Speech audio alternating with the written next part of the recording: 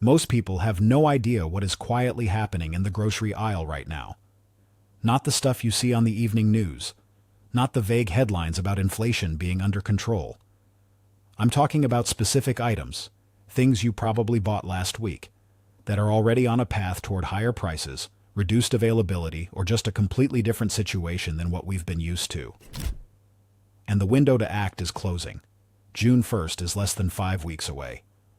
That's not a dramatic statement. That's just math. If you've been noticing that your grocery bill feels heavier, even though you're buying the same stuff, you're not imagining it. The average American household is spending around $170 a week on groceries right now. Back in 2020, that number was $120. Same cart. Very different total. Today I'm going to walk you through 12 specific grocery items you should seriously consider getting before the end of May. Some of these are obvious. Some of them will genuinely surprise you. And number 7, I don't want to give it away yet. But when you hear it, you're going to rethink a habit that a lot of us have had for years. If you're new here, hit subscribe. This channel is about the kind of information that big retailers and food companies don't exactly advertise on their websites. We go through the data. We look at the trends. And we share what we find in plain language. Let's get into it. Item number 1. Ground beef and beef roasts. This one is not a surprise if you've been paying attention, but the scale of it might be. Beef prices are up more than 12% year over year right now. That is not a rounding error. That is a structural problem, and it is not going away anytime soon. Here is why. The U.S. cattle herd is at one of its lowest levels in about 70 years. That's not a temporary blip. That's the result of a drought back in 2022 that forced ranchers to sell off cattle they couldn't afford to feed. Once you reduce a cattle herd, rebuilding it takes years. You have to take female cows out of beef production to breed more calves. That shrinks supply even further in the short term. Meanwhile, Americans are buying more beef than ever. The USDA is currently projecting that beef and veal prices will rise another 6% this year, on top of what we've already seen. Some economists put the upper end of that range at 13%. I checked prices at 3 different grocery stores near me over the past few weeks: Walmart, Kroger, and a regional chain.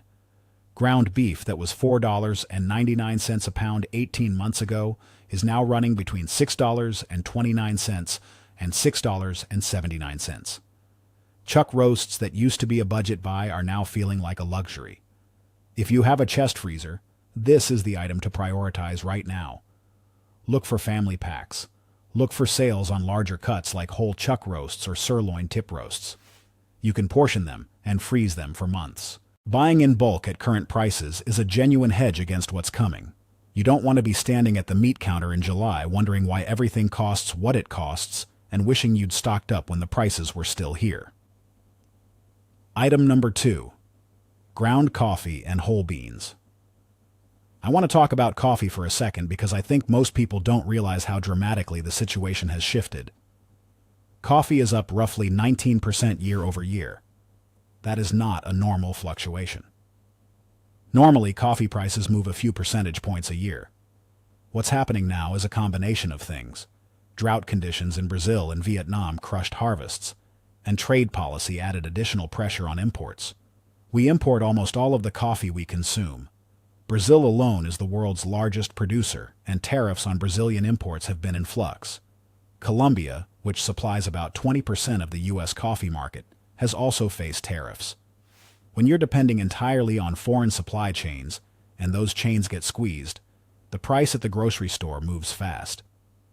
I started paying closer attention to this when I noticed the same bag of whole bean coffee I buy every month quietly went from $11.99 to $13.49 without any announcement. No new label, no explanation. Just a higher number at the register. The good news is that coffee stores extremely well. Whole beans in an airtight container in a cool, dry place can stay fresh for months. If you buy a few extra bags right now, you're locking in current pricing and you're not going to be scrambling later. Look for larger sizes when they go on sale. Warehouse clubs like Costco and Sam's Club often have better unit pricing on coffee. Store brand whole beans from the same origins as premium brands are worth trying. The quality gap is often smaller than the price gap. Item number 3. Canned goods. Beans, tomatoes, tuna. Here's something that doesn't make the headlines often enough.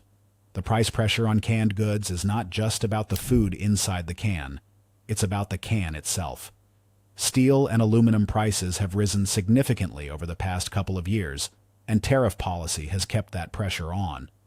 The cost to manufacture a tin can is higher now than it's been in a long time.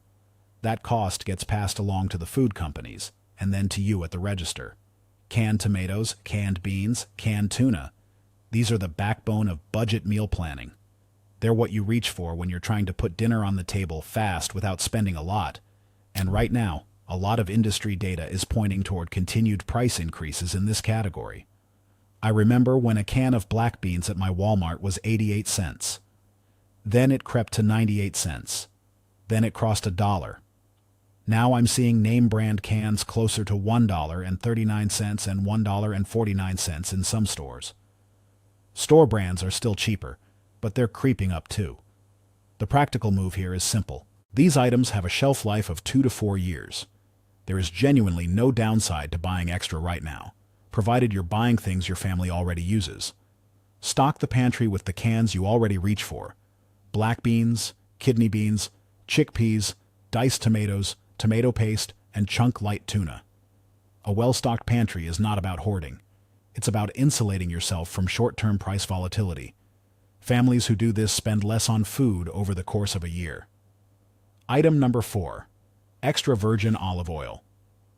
Olive oil is one of the fastest moving items on this list, and I want to explain exactly why. The U.S. does not produce enough olive oil to meet its own demand. Almost all of what Americans consume is imported, primarily from Italy, Spain, Greece, and Tunisia. And right now, every one of those supply sources is under some form of price pressure. European olive oil faces a 15% base tariff under current trade policy. Tunisian olive oil faces a 25% country tariff. The weather in Spain, the world's largest producer, has been disrupted, with heavy rainfall cutting into harvests in key growing regions. Global production for the 2025 to 2026 season is estimated about 4% below last year's levels. When you add import dependence, tariff pressure, and weather-related supply reduction altogether, you get a very expensive bottle of olive oil. I noticed this personally when I went to restock my pantry last month. The brand I've been buying for years, a solid mid-range extra virgin, was $14.99 for the size I normally get. A year and a half ago, that same bottle was closer to $10. That's a 50% increase. If you use olive oil regularly for cooking, now is the time to buy an extra bottle or two.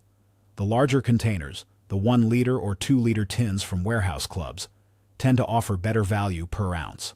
And olive oil in a sealed tin or dark bottle stores well for up to 2 years, if kept away from heat and light.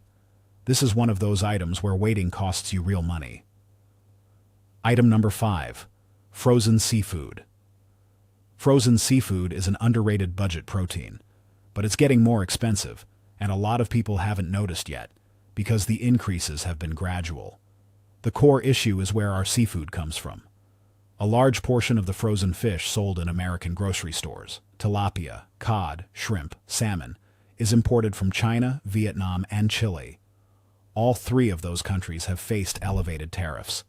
Seafood prices overall are up around 5% year over year. Frozen seafood specifically is up closer to 12%. That's a meaningful difference from a year ago, and it's showing up in store prices in ways that are easy to miss when you're just grabbing a bag off the freezer shelf.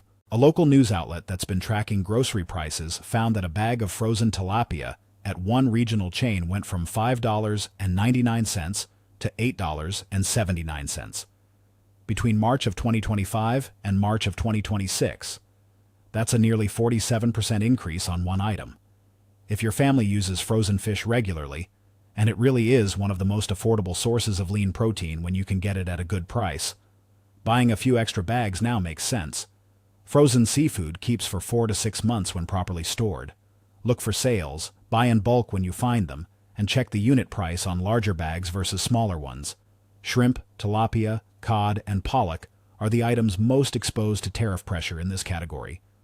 Wild-caught Alaskan pollock and salmon have some domestic sourcing that can make them slightly more insulated from import tariffs.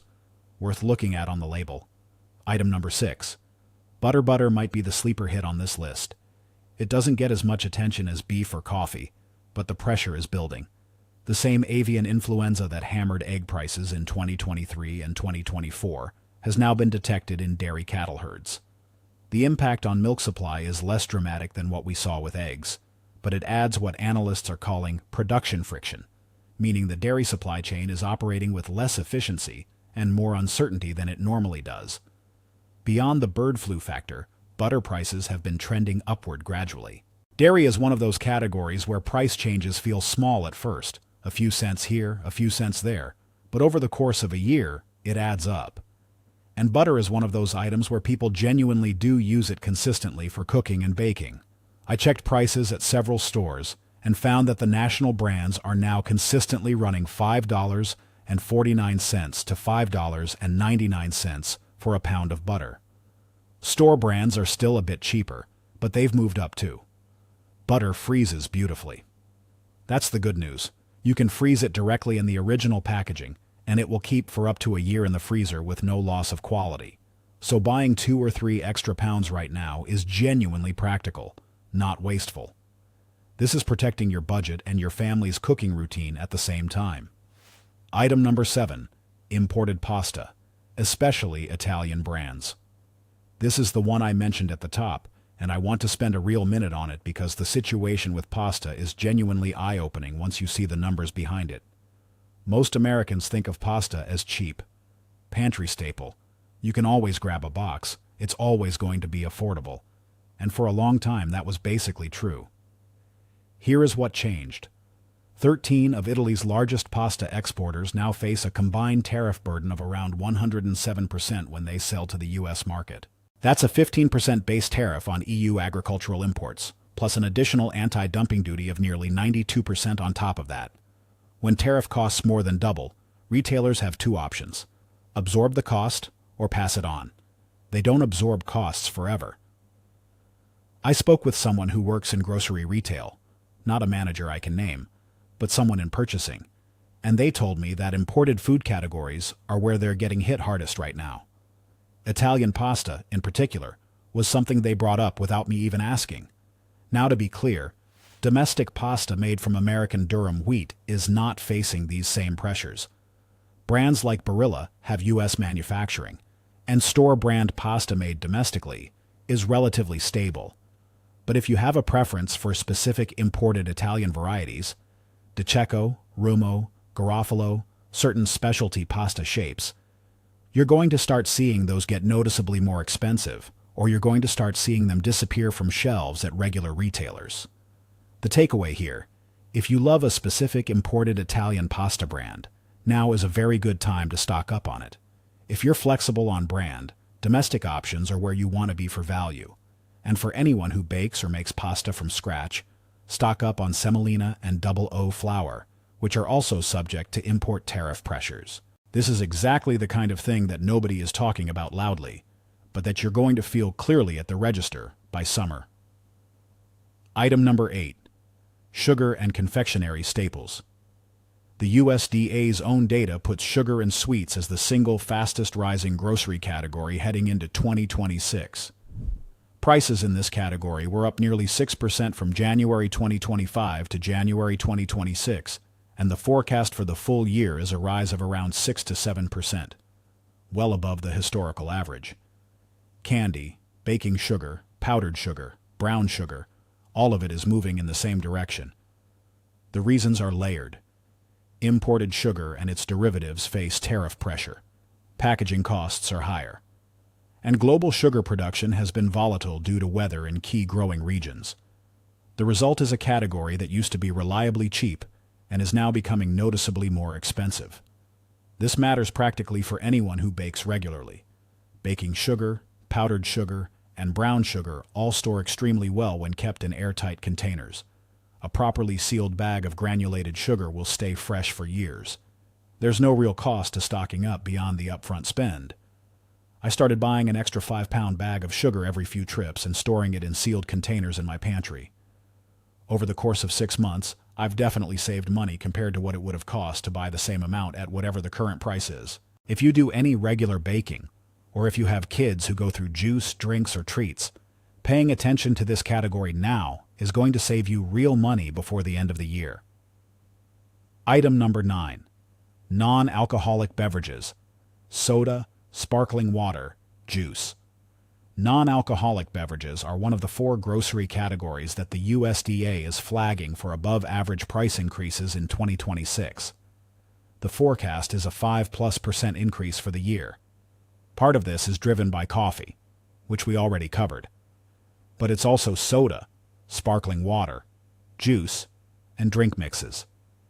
The packaging costs play a role here again. Aluminum cans are subject to tariff pressure, and that affects every canned beverage on the shelf. Juice specifically is worth watching if your household goes through it. A lot of juice ingredients are imported, or processed with imported concentrates. Tariff exposure is real. I noticed this when I was stocking up on sparkling water a few months ago. A 12-pack of store-brand sparkling water at my local Kroger was $3.29. I checked again last week. Same product, same size, $3.79. That's not a huge jump on its own, but it's a pattern. Small jumps on things you buy every week add up to a meaningful difference in your monthly grocery bill. Drinks in cans and bottles store well. If you have a basement or a pantry space that isn't too warm, stocking a reasonable supply of the beverages your family drinks regularly is a practical hedge. Look for multi-pack deals at warehouse stores. Buy a case when items are on sale. This one is easy. Item number 10. Avocados and fresh Mexican produce. This is the category that's most at risk from a geographic standpoint, and it's one that a lot of households interact with every single week. The U.S. imports a massive volume of fresh produce from Mexico: avocados, limes, tomatoes, bell peppers, mangoes, jalapenos. These items face potential tariff pressure under trade policy aimed at the U.S.-Mexico relationship. Tariffs of up to 25% have been on the table. I want to be honest with you about this one. Tariff policy on Mexico has been unpredictable. Some items are exempted. Trade negotiations shift. So this is not the price is definitely going up by this much situation.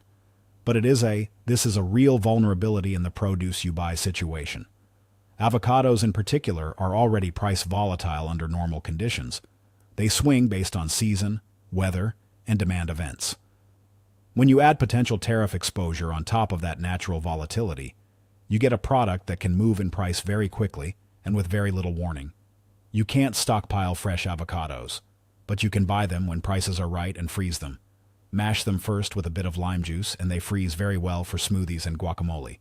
You can also watch for limes to be on sale. They freeze well too, juiced or whole. The broader takeaway here is to pay attention to where your produce comes from. Mexican-grown items carry more pricing uncertainty right now than domestic or Canadian produce. Shopping seasonally, looking for domestic alternatives when they're available, and buying a little extra when prices are low will all help protect your budget. Item number 11. Cooking oils. Vegetable, canola, avocado. This is connected to the olive oil item we covered earlier, but it's a separate conversation because the dynamics are a little different. The global cooking oil market has been unusual for the past few years. Palm oil supply from Southeast Asia has been volatile. Soybean oil prices have fluctuated significantly. Avocado oil, which has become a popular premium option, is primarily sourced from Mexico, putting it directly in the zone of potential tariff exposure. The standard vegetable and canola oils are more stable right now than premium imported options. But even those are seeing quiet price pressure from packaging costs and transportation.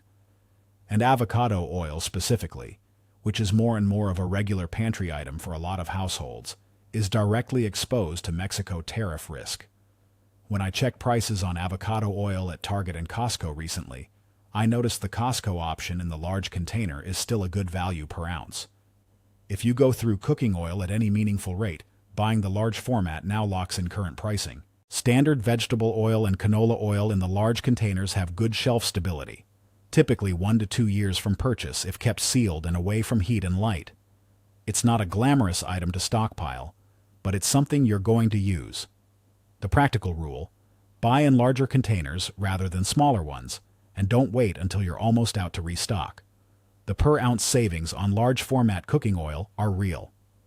Item number 12, shelf-stable protein: peanut butter, canned beans, lentils. I want to close this list with something that doesn't get enough credit as a smart grocery strategy in a period of food inflation. Shelf-stable protein is your best hedge in a rising price environment. And by that I mean peanut butter, canned beans, dried lentils, canned chickpeas, dried split peas. These are foods that cost relatively little, store for a long time, and provide real nutritional value. And in 2026, they are holding their value better than almost anything else in the grocery store. Peanut butter, American-made, domestically sourced, is one of the least tariff-exposed protein sources on the shelf. It's not imported. It's not processed with a lot of international ingredients. And the domestic peanut harvest has been solid. The same goes for dried domestic legumes. Pinto beans, black beans, lentils grown in the U.S. are in a much more stable price position than imported proteins. Here's the thing that I think a lot of shoppers miss. When you're managing a food budget and prices on beef, coffee, olive oil, and imported goods are going up, the move isn't just to stock up on the expensive things. The move is also to lean into the affordable things that aren't going up. It gives you flexibility. It gives you budget breathing room. It means you can absorb the price shocks on the things you can't substitute without feeling it as hard. A 5-pound bag of dried lentils costs a few dollars and can feed a family for many meals. Canned chickpeas are still under $1.50 in most stores.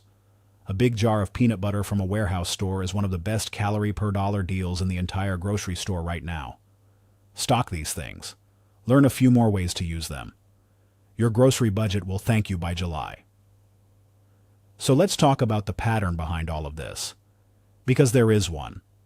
Everything on this list: beef, coffee, olive oil, pasta, canned goods, imported produce, is under pricing pressure for one or more of the same underlying reasons: import dependence, tariff exposure, supply chain costs that include packaging materials like aluminum and steel, agricultural supply constraints that take years to recover from, and a broader environment where food prices have risen so much since 2020 that even modest annual increases on top of that feel significant to real families. The USDA's own data shows that the average grocery basket is nearly 50% more expensive than it was 6 years ago. That's not something that's going to reverse. Economists are clear on this. Food prices don't go down to where they were. They stabilize at a new, higher level. So the question isn't whether to wish things cost less. The question is, what do you do with the information you have right now? The answer is calm, strategic action, not panic. Not buying 3 years' worth of everything. Just looking at the items on this list, comparing them to what you already have at home, and making a few smart purchases in the next few weeks before prices move again. The people who will feel these price increases the most are the ones who weren't watching. The people who are watching, and that is you, if you made it this far, have time to make different choices. You don't have to get everything on this list tomorrow, but pick 3 or 4 items that your family genuinely uses. Make a plan. Check your warehouse club or watch for sales at Walmart, Kroger, Aldi, wherever you shop, and get a little ahead of where the prices are going. Most people will notice in June or July or August, when they're at the register and they can't quite explain why it all costs so much more than they expected. You're noticing now. That's the advantage. If this was useful, please hit subscribe. We do this kind of research regularly, looking at specific categories, specific trends, specific things that are changing in ways that affect your real budget. Not theory, not vague advice. Actual information. Leave a comment and let me know which of these items surprised you the most. I'm genuinely curious. And let me know if there's a specific grocery category you want us to look at next. This community is how we decide what to research. Coming up, we're looking at 12 household and cleaning supplies that are following the exact same pattern as groceries right now, and a few of them are even more exposed to price increases than anything on today's list. Thank you for being here. Stay informed. Stay ahead.